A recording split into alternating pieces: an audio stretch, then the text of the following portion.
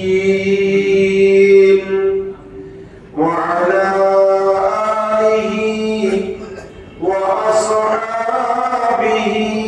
أجمعين. أما بعد فقد قال الله عز وجل في شأن حبيبه تعظيما له وتوقيرا: إن الله وملائكته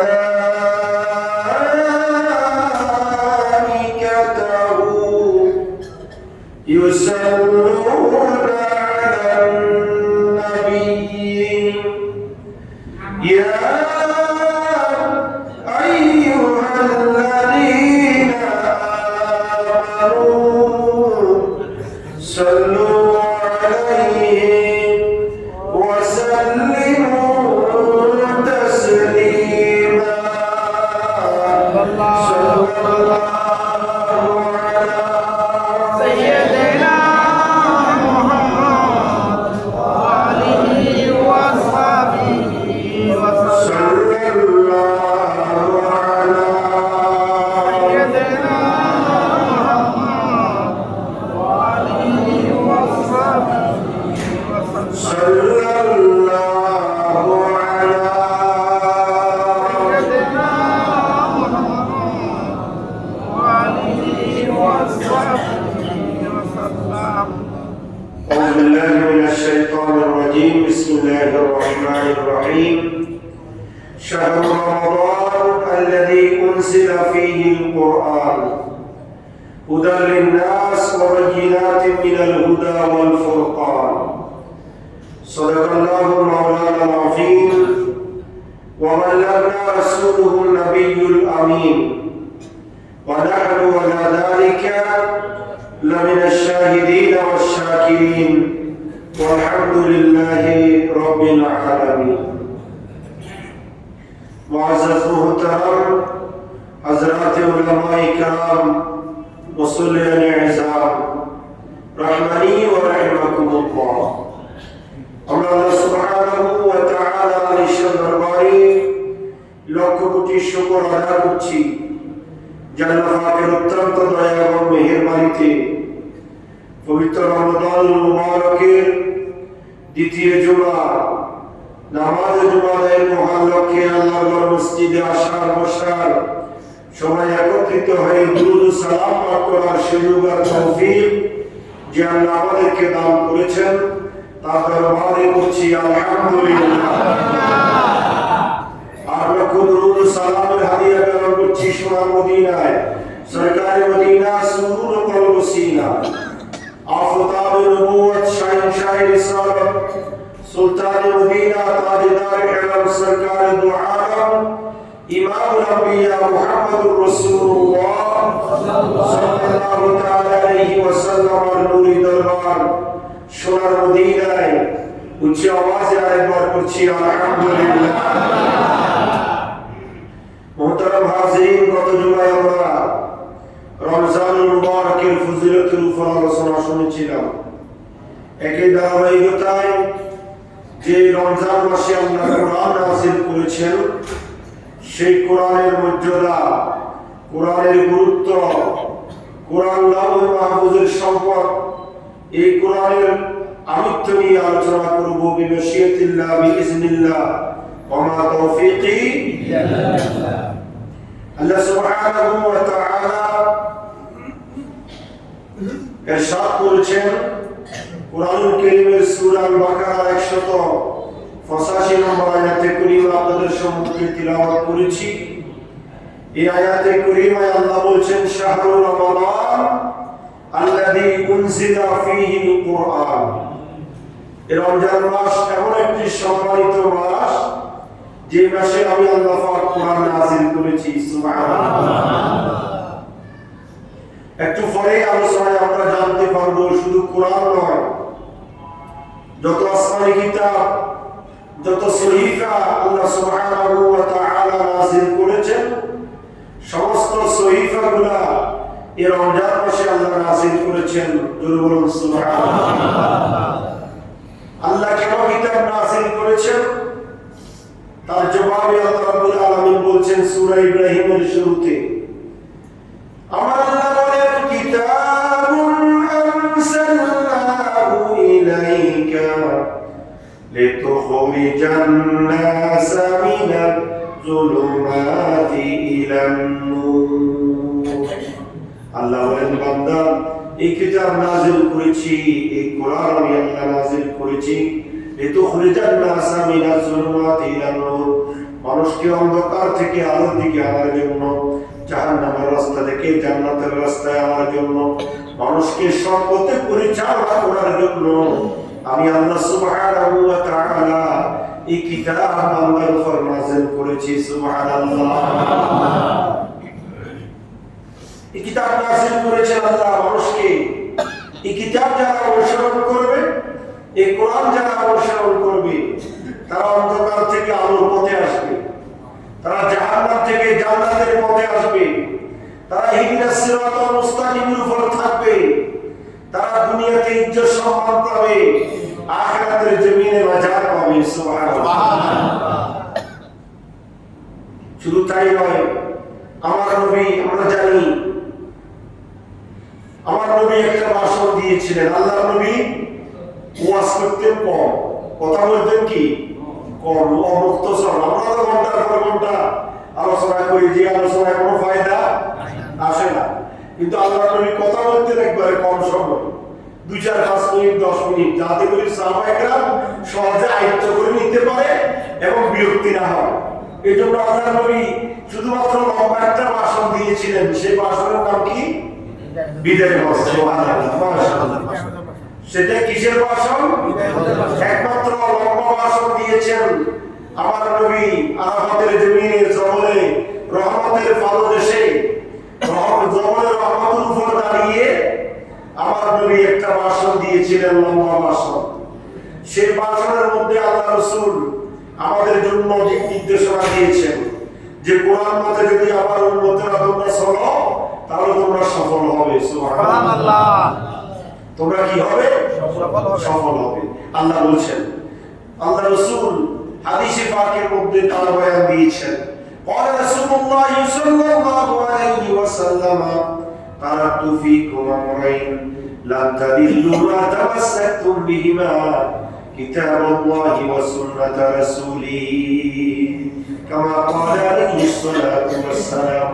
আল্লাহ নবী সরকার মদিনা সুরুর কলব সিনা হায়াতুন নবী রাহমাতুল লিল আলামিন নবী ইরশাদ করেছেন, উম্মতরে আমার, আমি তো তোমাদেরকে ছেড়ে চলে যাব, আমার জীবনের শেষ মুহূর্ত এসে গিয়েছে, তবে তোমাদের কাছে দুইটা বস্তু রেখে যাচ্ছি। তারাকতু ফীকুম আমরাইন, অন্য রাওয়ায়াতের মধ্যে আছে তারাকতু ফীকুম শাইয়াইন, দুইটা বস্তু তোমাদের কাছে রেখে যাচ্ছি, দুইটা আমল, দুইটা নির্দেশ তোমাদের কাছে রেখে যাচ্ছি। লান তাদিল্লু, তোমরা কখনো পথভ্রষ্ট হবে না, মা তামাসসাকতুম বিহিমা, ওই দুটি বস্তু যদি মজবুত করে আঁকড়ে ধরে রাখতে পারো। সাহাবায়ে কেরাম জিজ্ঞাসা করলেন, ইয়া রাসূলুল্লাহ, সেই দুইটা বস্তু কি, দুইটা নির্দেশ কি যেগুলো আমাদের জন্য রেখে যাচ্ছেন, আমরা সেগুলোকে আঁকড়ে ধরলে, মজবুত করে ধরলে আমরা পথভ্রষ্ট হব না, পথহারা হব না। সেই দুইটা বস্তু কি?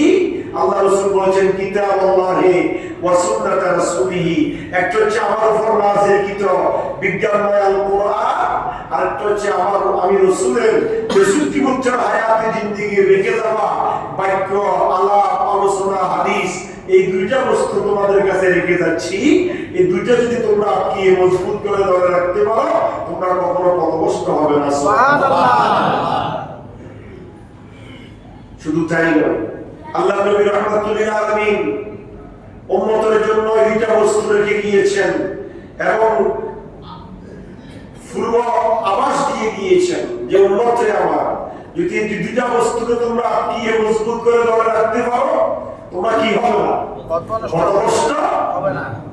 এই কোরআন কারীম যে কিতাব আমাদের কাছে আল্লাহ রাসূল রেখে গিয়েছেন, এই কিতাবের মধ্যে আল্লাহ রাব্বুল আলামিন বলেন নাই এমন কোনো কিছু আছে ব্যক্তি, পরিবার, সমাজ, রাষ্ট্রে, একেবারে বঙ্গভবন থেকে শুরু করে আপনার রান্নাঘর পর্যন্ত, আপনার আমার জন্ম থেকে শুরু করে কবরে যাওয়া পর্যন্ত যত কিছুই প্রয়োজন মানুষের, সব ব্যাপারে আল্লাহ কোরআন হাকিমের মধ্যে বলে দিয়েছেন। সুবহানাল্লাহ।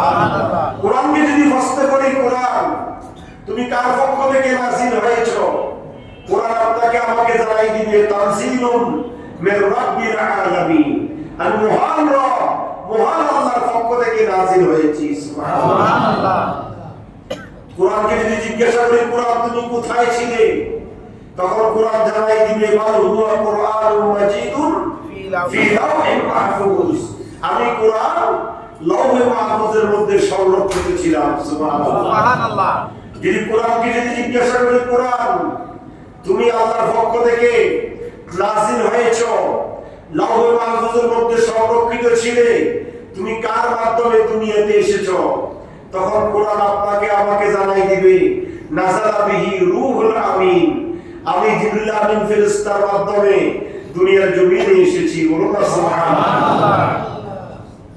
জিবরিল আমিনের আরেক নাম রূহুল আমিন। সুবহানাল্লাহ। জিবরিল ফেরেশতার আরেক নাম কি?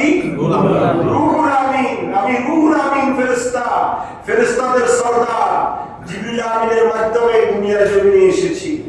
কোরআনকে যদি জিজ্ঞাসা করি তুমি কার কাছে এসেছো, তখন কোরআন জবাব দিবে হুয়াল্লাযী আরসালা রাসূলাহু বিল হুদা ওয়া দীনিল হক। এই দুনিয়ার মানুষ দ্বীনি হক, সত্যের বিধান নিয়ে আল্লাহ যে নবীকে দুনিয়ার জমিনে প্রেরণ করেছেন, সেই নবী মুহাম্মদুর রাসূলুল্লাহ সাল্লাল্লাহু আলাইহি ওয়াসাল্লামের কাছে আমি জিবরিল ফেরেশতার মাধ্যমে দুনিয়ার জমিনে এসেছি। বলুন সুবহানাল্লাহ। এই কোরআন জিবরিল ফেরেশতার মাধ্যমে আমার নবীর কাছে এসেছে। কথা বলেন ঠিক কি না? কেন এসেছো? কোরআন আমার জবাব দিবে কিতাবুন আনজালনাহু ইলাইকা লিতুখরিজান নাসা মিনাজ যুলুমাতি ইলান নূর। আমি কিতাব এসেছি তোমাদেরকে অন্ধকার থেকে আলোর দিকে নেওয়ার জন্য, জাহান্নামের রাস্তা থেকে টেনে জান্নাতের রাস্তা দেখানোর জন্য, তোমাদেরকে জাহান্নাম থেকে জান্নাতে পৌঁছে দেওয়ার জন্য আমি কিতাব এসেছি। বলুন সুবহানাল্লাহ। এই কিতাবকে যে আটকিয়ে ধরে রাখতে পারবে, তার জন্য জাহান্নাম হারাম হয়ে যাবে। আলহামদুলিল্লাহ। তার জন্য জাহান্নাম কি হয়ে যাবে? হারাম হয়ে যাবে। যদি কোরআনকে জিজ্ঞাসা করি, কোরআন তুমি আল্লাহর পক্ষ থেকে লাওহে মাহফুজ থেকে জিবরিল ফেরেশতার মাধ্যমে নবী মুহাম্মদুর রাসূলুল্লাহর কাছে এসেছো, আমাদেরকে অন্ধকার থেকে আলোর দিকে নেওয়ার জন্য, তোমার কাছে সব সমস্যার সমাধান আছে কিনা, সব প্রশ্নের উত্তর আছে কিনা, তখন কিতাব কোরআন আমাকে আপনাকে জানাই দিবে ওয়ানাযালনা আলাইকাল কিতাবা তিবয়ানান লিকুল্লি শাইইন ওয়া হুদান ওয়া বুশরা লিল মুসলিমিন। জুরুল সুবহানাল্লাহ। কোরআন বলবে ওয়ানাযালনা আলাইকাল কিতাব, আমি এমন একটি কিতাব তোমাদের কাছে আল্লাহর পক্ষ থেকে নাযিল হয়েছি, তিবয়ানান লিকুল্লি শাইইন, ব্যক্তি, পরিবার, সমাজ, রাষ্ট্রে, পৃথিবীর জমিনে যত সমস্যা আছে সব সমস্যার সমাধান করবে আমি কিতাব আল্লাহর পক্ষ থেকে নাযিল হয়েছি। ওয়া হুদান ওয়া বুশরা লিল মুসলিমিন, এই কিতাবের মধ্যে রয়েছে বান্দার জন্য হেদায়েত এবং বান্দার জন্য জান্নাতের শুভ সংবাদ। মুসলমান জাতি এই কোরআনকে যদি আঁকড়িয়ে ধরে রাখতে পারে, সে হেদায়েত এবং সৎপথ, সুপথ পেয়ে জান্নাতের মালিক হতে পারবে। কোরআনের মধ্যে যদি জিজ্ঞাসা করি কোরআনকে, কোরআন তোমার মধ্যে সব সমস্যার সমাধান আছে বুঝি, তোমার কাছে কি চিকিৎসা জগতের কোনো ব্যবস্থাপনা আছে, তখন কোরআন আমাকে আপনাকে জানাই দিবে ওয়ানুনাজ্জিলু মিনাল কুরআনি মা হুয়া শিফাউন ওয়া রাহমাতুল লিল মুমিনিন। হে দুনিয়ার মানুষ শুনো, এই কোরআন সব সমস্যার সমাধান। শুধু তাই নয়, যারা ঈমানদার, যারা মুমিন, যারা মুসলমান, তাদের জন্য এই কোরআন হচ্ছে মুহাররমের ওষুধ। বলুন সুবহানাল্লাহ। সব রোগের চিকিৎসা আমি কোরআনের মধ্যে আল্লাহ দিয়েছেন। সুবহানাল্লাহ। হযরত খালিদ বিন ওয়ালিদ এই ঘটনা আমি আরেকবার বলেছিলাম। হযরত খালিদ বিন ওয়ালিদ জিহাদের ময়দানে গিয়েছেন, বিপক্ষ দলের সেনাপতি খালিদ বিন ওয়ালিদকে এক গ্লাস বিষ এনে দিলেন। হযরত খালিদ বিন ওয়ালিদকে বললেন, তোমার দিন যদি সত্য হয় তাহলে এই বিষ দিলাম, এগুলো পান করে যদি তুমি বাঁচতে পারো তাহলে বুঝে নিব তোমার দিন সত্য। সুবহানাল্লাহ বলবেন না?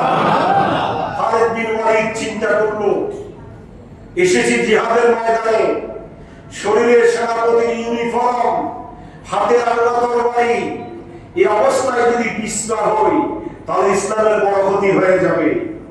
তখন সাথে সাথে খালিদ বিন ওয়ালিদের মনে পড়ে গেল ওই কথা, ওয়ানাসিরু মিনাল কুরআনি মা হুয়া শিফাউ ওয়া রাহমাতুল লিল মুমিনিন।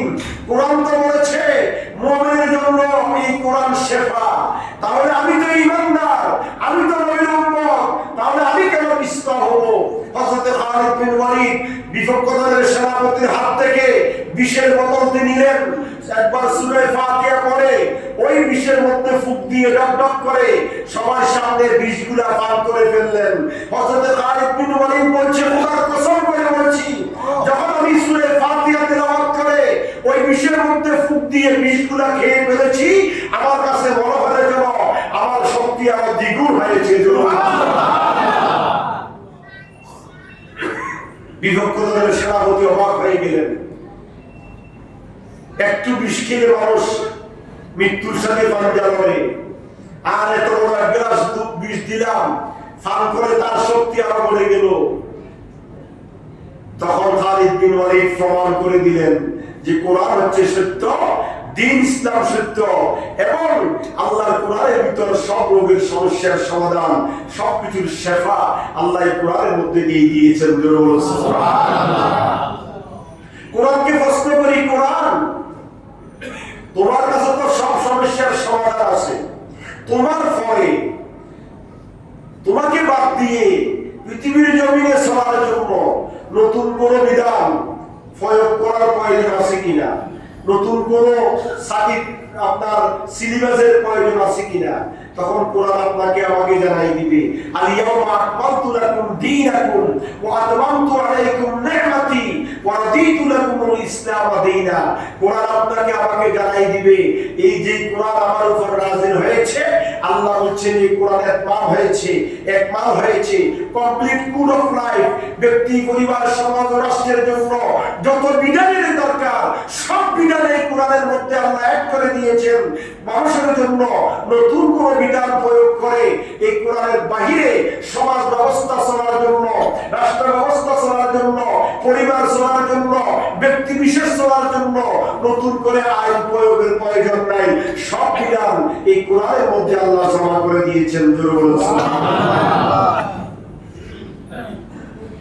এই কোরআন হচ্ছে আমার নবীর শ্রেষ্ঠ মুজিজা। সুবহানাল্লাহ। আদম সফিউল্লাহ থেকে ঈসা রূহুল্লাহ পর্যন্ত সমস্ত নবীদেরকে আল্লাহ তিনটা জিনিস দিয়েছেন। কয়টা? সবাই বলেন না কয়টা? তিনটা। একটা হচ্ছে ওহী, ওহীর কি আর নবী ছাড়া আর কাউকে মনে রাখবেন, ওহীর কি আর নবী ছাড়া আর কাউকে দেন নাই। তারপরে সৎ চরিত্র, নবীদের চাইতে চরিত্রবান পৃথিবীতে আরেকজন কেউ নাই। 3 নম্বর হচ্ছে মুজিজা, মুজিজা যেটা অক্ষম করে দেয় মানুষকে, যেটার সামনে মানুষ অক্ষম হয়ে যায়। এইভাবে প্রত্যেক নবীকে আল্লাহ 3টা গুণ দিয়েছে, ওহী, সৎ চরিত্র, খুলকে আজিম, আর হচ্ছে মুজিজা। নবীদের এই মুজিজা নবীরা যখন ছিলেন তখন ছিল, নবীরা যখন বিদায় নিয়েছেন নবীদের মুজিজাও কি হয়ে গিয়েছে? বিদায় হয়ে গিয়েছে। তার প্রমাণ হযরতে মুসা কলিমুল্লাহ। মুসা আলাইহিস সালামকে আল্লাহ জাদুর পাওয়ার দিয়েছিলেন। তিনি লাঠি যখন হাতে নিয়ে ছেড়ে দিতেন সেটা কি হয়ে যেত? হাতের লাঠি ছেড়ে দেওয়ার সাথে সাথে সেটা সাপ হয়ে মানুষকে সবল দিত। আল্লাহ বলেছেন, ওমা তিলকা বিয়ামিনিকা ইয়া মুসা। মুসা রে আমার তোমার ডান হাতে এটা কি? মুসা কয়, আল্লাহ এটা তো লাঠি। আল্লাহ বলেন, না লাঠি না, তুমি ছেড়ে দাও। মুসা কলিমুল্লাহ যখন লাঠিটা ছেড়ে দিলেন, সেটা বিশাল অজানার সাপে পরিণত হয়ে তার বিপক্ষ দলের মানুষকে এইভাবে সম্বল দেওয়া শুরু করেছেন। মুসা কলিমুল্লাহ যখন দুনিয়ার জমিন থেকে পর্দা করেছেন, মুসা আলাইহিস সালামের সেই মুজিজাও কি হয়েছে? ছড়িয়ে গিয়েছে। মুসা আলাইহিস উম্মত আর লাঠি হাতে নিয়ে কি হয় না? সাপ। নবী বিদায় নিয়েছেন, মুজিজাও কি হয়েছে? হযরত দাউদ আলাইহিস সালামকে আল্লাহ গড়ার সুর দিয়েছেন। দাউদ আলাইহিস সালাম যখন জাবুর শরীফ তেলাওয়াত করতেন, উড়ন্ত পাখি উড়া বন্ধ করে তার ঘরের পাশে বসে তেলাওয়াত শুনতেন। নদীর মাছগুলা সাগরের কূলে এসে দাউদ আলাইহিস সালামের তেলাওয়াত শুনতেন। দাউদ আলাইহিস সালামকে আল্লাহ কি দিয়েছেন? এটা দিয়েছেন মুজিজা, এবং আরো মুজিজা দিয়েছেন। লোহা, বড় বড় লোহা কাটার জন্য কি আছে? মেশিন আছে। কিন্তু দাউদ আলাইহিস সালাম লোহাকে ধরে এইভাবে কলা গাছের মতো যখন মোচড় দিতেন, লোহা ধরে পানি হয়ে যেত। সুবহানাল্লাহ। এটা ছিল দাউদ আলাইহিস সালামের মুজিজা। দাউদ আলাইহিস সালাম যখন বিদায় নিয়েছেন, তার সেই মুজিজাও কি হয়ে গিয়েছে? বিদায় হয়ে গিয়েছে। সুলাইমান আলাইহিস সালামকে দিয়েছেন বাতাস, বায়ুকে তার অনুগত করে দিয়েছেন। 1 মাসের রাস্তা তিনি মুহূর্তের ভিতরে পার হয়ে যেতেন। তক্তার উপরে বসতেন, বাতাসকে অর্ডার করতেন, বাতাস মুহূর্তের ভিতরে তাকে 1 মাসের রাস্তা কি পার করাই দিতেন। সুবহানাল্লাহ। সুলাইমান আলাইহিস সালাম যখন দুনিয়ার জমিন থেকে বিদায় নিয়েছেন, তার উম্মতের এই মুজিজাও কি হয়েছে? শেষ হয়ে গিয়েছে। ঈসা আলাইহিস সালাম আমাদের নবীর ইমিডিয়েট পূর্ববর্তী নবী। হযরত ঈসা আলাইহিস সালামের মুজিজা ছিল জন্ম অন্ধ, চোখের উপরে হাত বুলালে সে কি সাধারণত কি হয়ে যেত? দেখতে পেত। তারপরে কুষ্ঠরোগী গায়ে হাত বুলাই দিলে কুষ্ঠরোগী কি হয়ে যেত? ভালো হয়ে যেত। মৃত ব্যক্তি অনেক বছর আগে মারা গিয়েছে, কবরের কোনো চিহ্ন নাই, সেখানে যদি দাঁড়িয়ে বলতেন, ইয়া আব্দুল্লাহ কুম বিইজনিল্লাহ, হে আল্লাহর বান্দা অমুক, তুমি আল্লাহর হুকুমে উঠে যাও, ওই কবর থেকে মানুষ জীবিত হয়ে উঠে দাঁড়িয়ে যেত। সুবহানাল্লাহ। এই নবী যখন চলে গিয়েছেন, নবীর মুজিজাও কি হয়েছে? আছে নাকি? ঈসা আলাইহিস সালামের উম্মত খ্রিস্টানরা এখন মৃত ব্যক্তিকে জীবিত করতে পারে? জন্ম অন্ধের চোখে হাত বুলাইলে বন্ধ ভালো হয়? কুষ্ঠরোগীর শরীরে হাত বুলাই দিয়ে কুষ্ঠরোগী ভালো হয়? হয় না। নবীরা যখন বিদায় নিয়েছেন, নবীদের মুজিজাও বিদায় নিয়েছেন। এইভাবে সমস্ত নবীদেরকে আল্লাহ মুজিজা দিয়েছেন। সমস্ত নবীদের মুজিজা বিলীন হয়ে গিয়েছে নবীরা যখন চলে গিয়েছেন। কিন্তু আমার আপনার নবী, হায়াতুন নবী, ইমামুল আম্বিয়া নবী, আফতাবুল নবুওয়াত, শাহিনশাহ রিসালাত, সুলতানুল মদিনা, তাজদার ইহরাম, সরকারে দু আলম, ইমামুল আম্বিয়া মুহাম্মদুর রাসূলুল্লাহ সাল্লাল্লাহু আলাইহি ওয়াসাল্লামকে আল্লাহ যে মুজিজা দিয়েছেন, আল্লাহর নবীর জীবনের শ্রেষ্ঠ মুজিজা হচ্ছে আল কোরআন। এখনো আছে না নাই? আছে। নবী গেছে যে কত বছর? প্রায় 1500 বছর। প্রায় কয় বছর? প্রায় 1500 বছর। এই কোরআন এখনো আছে না নাই? কিয়ামত পর্যন্ত থাকবে কিনা? এই কোরআনের একটা জের, জবর, হরকত, নক্তা পেশ পর্যন্ত পরিবর্তন করার ক্ষমতা, এবিলিটি, যোগ্যতা, জ্ঞান আল্লাহ দুনিয়ার কাউকে দেন না। আমার নবী চলে গিয়েছে, পর্দা করেছে, কিন্তু আমার নবীর সেই মুজিজা এখনো আছে, কিয়ামত পর্যন্ত থাকবে। জোরে বলুন সুবহানাল্লাহ। অন্যান্য ধর্মগ্রন্থ তাওরাত, জাবুর, ইনজিল, সহিফাগুলা একসাথে নাযিল হয়েছে, কিন্তু কোরআনুল কারীম একসাথে নাযিল হয় না। সুদীর্ঘ 23 বছর ধরে সময়ে সময়ে প্রয়োজনের তাগিদে এক সূরা, আধা সূরা, এক পৃষ্ঠা, আধা পৃষ্ঠা, এক রুকু, এইভাবে করে করে অল্প অল্প করে সুদীর্ঘ কয় বছর? 23 বছর ধরে এই কোরআন কি হয়েছে? নাযিল হয়েছে। এটা ছিল আল্লাহর নবীর কোরআনের আরেকটা মুজিজা। যখন যা প্রয়োজন, ওই যে কোরআন বলছে আমার ভিতর তিবিয়ানাল লিকুল্লি শাই, সব সমস্যার সমাধান আমার মধ্যে আছে। তার প্রমাণ হচ্ছে এই কোরআন যখন আল্লাহ রাসূল সমস্যার সম্মুখীন হয়েছেন, সাথে সাথে আল্লাহ জিবরিল আমিন নাযিল করে কোরআন দিয়ে তার সমাধান দিয়েছেন। আল্লাহু আকবার। এই কোরআন সুদীর্ঘ 23 বছর ধরে আমার নবীর উপর নাযিল হয়েছে। এই কোরআন হচ্ছে মুজিজা। কোরআনের আরেকটা বড় মুজিজা দেখেন, কোরআন যখন নাযিল হচ্ছিল কোনো ছাপাখানা ছিল না, কাগজ ছিল না, ট্যাপ রেকর্ডার ছিল না, ছিল না? তখনকার যুগে ট্যাপ রেকর্ডার ছিল, ছাপাখানা ছিল, কাগজ কলম ছিল। আল্লাহ নবী রাহমাতুল্লিল আলামিনের উপর তখন যখন আজ থেকে 1400-1500 বছর আগে যখন কোরআন নাযিল হয়েছে, যেইভাবে নাযিল হয়েছে হুবহু সেইভাবে এখনো আছে, কিয়ামত পর্যন্ত থাকবে। এটা হচ্ছে কোরআনের আরেকটা বড় মুজিজা। জোরে বলুন সুবহানাল্লাহ। এই জন্য কোরআনকে আমার নবীর চরিত্র বলা হয়েছে। সুবহানাল্লাহ বলবেন। আম্মা আয়েশা সিদ্দিকা আত-তাহিরা রাদিয়াল্লাহু তাআলা আনহাকে জিজ্ঞাসা করা হলো, নবীর চরিত্র কেমন ছিল? ও মুসলমান, খেয়াল করেন, নবীর চরিত্র কেমন ছিল, ক্যারেক্টার কেমন ছিল? তখন আম্মা আয়েশা সিদ্দিকা বলছেন, তোমরা কি কোরআন পড়ো নাই? সাহাবায়ে কেরাম বললেন, কোরআন তো পড়েছি। তো কোরআন যদি পড়ে থাকো, আমি আয়েশার কাছে কেন নবীর চরিত্র জানার জন্য এসেছো? The entire Holy Quran is the character of Nabi Karim sallallahu alayhi wa sallam. এই কোরআনুল কারীমের বিসমিল্লাহর বা থেকে মিনাল জিন্নাতি ওয়ান নাসের সিন পর্যন্ত গোটা কোরআনুল কারীম হচ্ছে আল্লাহর নবীর চরিত্র। কানা খুলুকুহু আল কোরআন। জোরে বলুন সুবহানাল্লাহ। গোটা কোরআন হচ্ছে আল্লাহর নবীর কি বলেন না, আল্লাহর নবীর জীবনে 45,000 মুজিজা সংঘটিত হয়েছে। কত হাজার? সুবহানাল্লাহ বলবেন না? কত হাজার?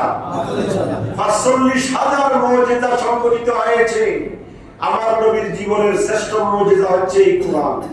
নবীরা চলে গিয়েছেন কিন্তু মুজিজাও চলে গিয়েছে, কিন্তু একমাত্র আমার নবী চলে গিয়েছেন, পর্দা করেছেন ঠিক, কিন্তু আমার নবীর মুজিজা এখনো আছে, কিয়ামত পর্যন্ত থাকবে। হযরত ঈসা ने मुर्दे को जिलाया एक ज़माना में, हमारे मुस्तफा का मुजिज़ा बाइंतिहा निकले, हमारे मुस्तफा का मुजिज़ा बाइंतिहा निकले।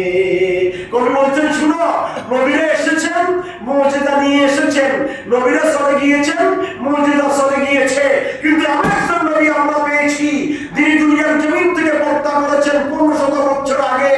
সেই নবী চলে গিয়েছেন, পর্দা করেছেন ঠিক, কিন্তু সেই নবীর মুজিজা কিয়ামত পর্যন্ত থাকবে। জোরে বলুন সুবহানাল্লাহ। এই গোটা রমজান মাসে আল্লাহ সব আসমানি কিতাবগুলো নাযিল করেছেন। সুবহানাল্লাহ। আমরা দেখতে পাই কোরআনুল রমজানের পয়লা রমজান, রমজানের 1 তারিখে হযরত ইব্রাহিম খলিলুল্লাহর উপর 10টা সহিফা নাযিল হয়েছিল। সুবহানাল্লাহ। ইব্রাহিম আমাদের কি? আমাদের কি? ইব্রাহিম আলাইহিস সালামের উপর 10টা সহিফা নাযিল হয়েছে রমজানের 1ম তারিখ।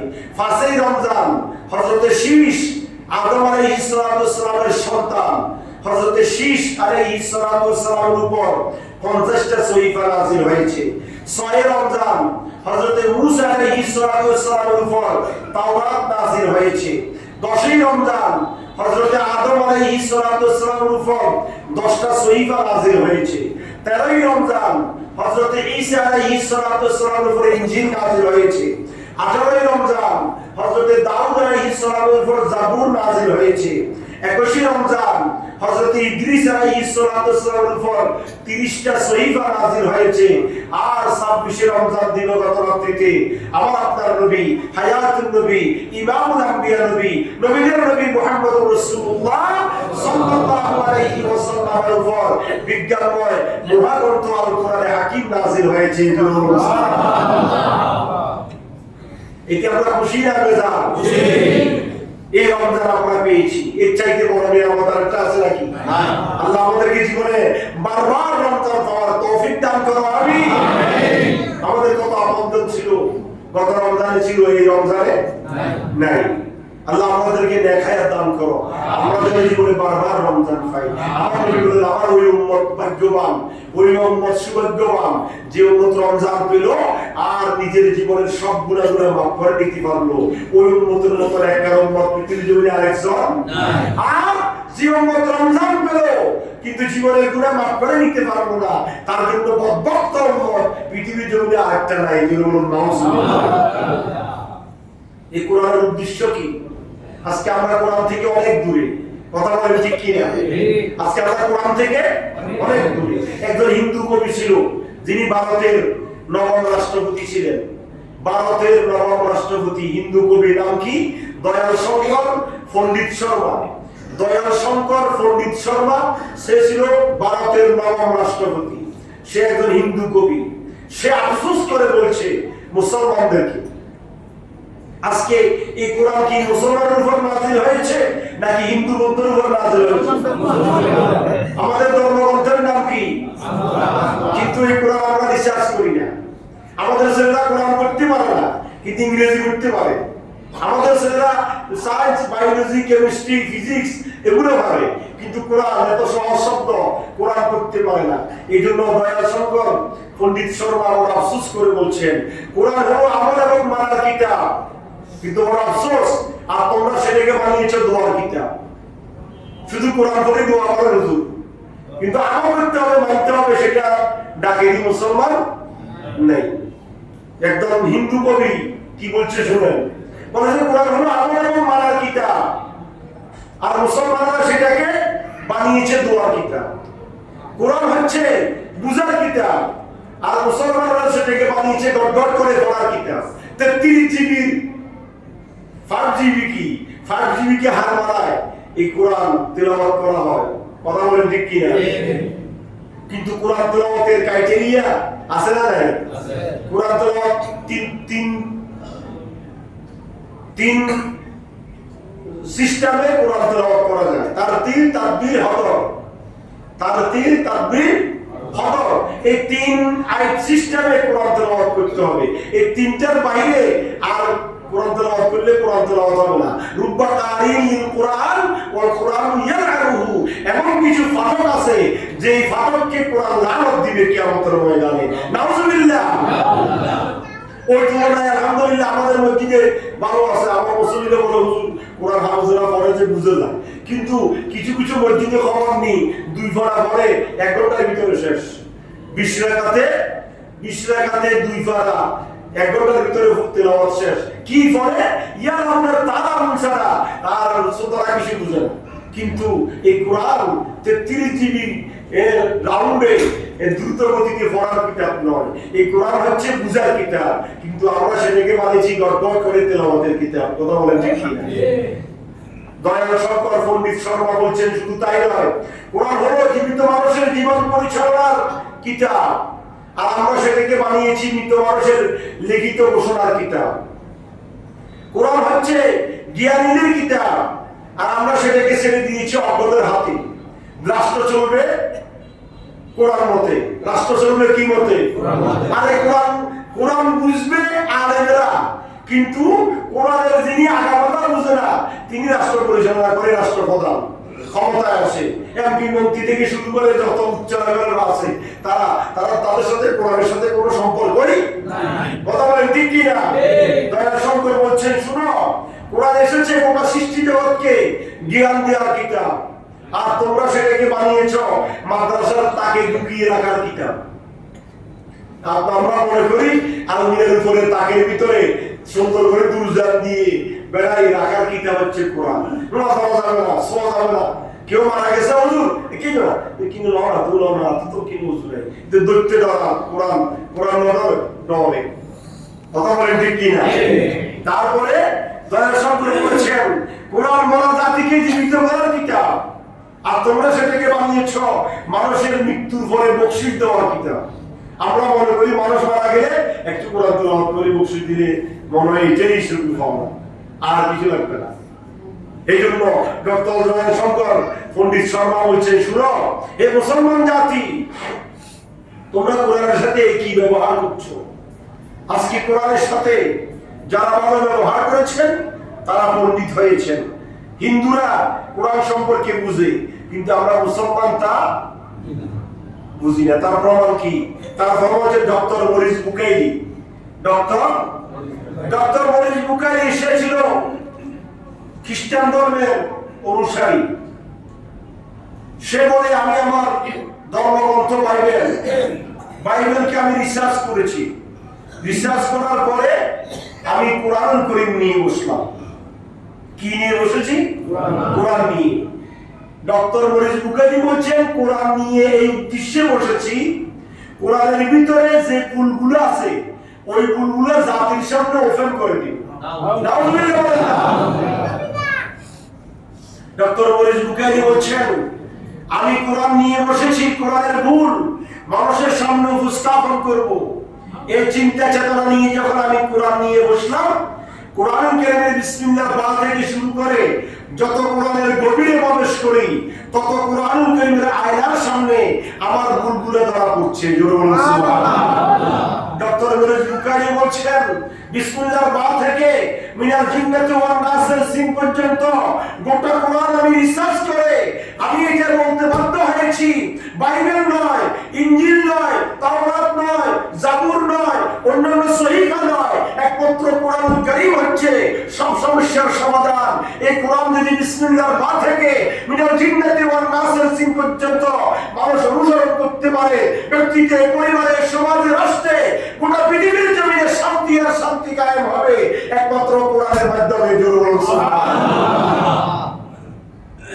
তার পরবর্তীতে ডক্টর মরিস বুখারী ইমানদার হয়ে মুসলমান হয়েছেন, কোরআন কারীমের আলোতে আলোকিত হয়েছেন। জোরে বলুন সুবহানাল্লাহ।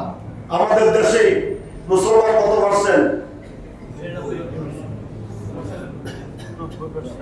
90% মুসলমান। কত পার্সেন্ট?